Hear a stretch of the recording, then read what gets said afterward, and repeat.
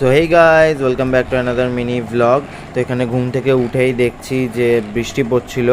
দেন তারপরে আমি চলে গেছিলাম দিশানিদির বাড়ি। ওখানে দিশানিদি আমাকে বানিয়ে দিয়েছিল ছাতু, যেটা খেতে খুবই টেস্টি ছিল, কারণ আমি সকাল থেকে সেরকম কিছুই খাইনি। দেন গেছিলাম মোহন মলে কারোর সিনেমা দেখার জন্য টিকিট কাটতে, কারণ আজ ছিল ন্যাশনাল সিনেমা ডে, যার জন্য টিকিটের ওপরে অনেক ছাড় ছিল। দেন আমি একটু সাইকেল নিয়ে বেরিয়ে পড়েছিলাম, আমার কিছু কাজ ছিল। দেন তারপরে অ্যাজ ইউজুয়াল ডেলি রুটিনের মতো গেছিলাম জিমে। আজকে একটু তাড়াতাড়ি জিম গেছিলাম কারণ ওদিকে সিনেমা দেখতে যাব। তো আজকে আমার জিমে ছিল হচ্ছে শোল্ডার ডে।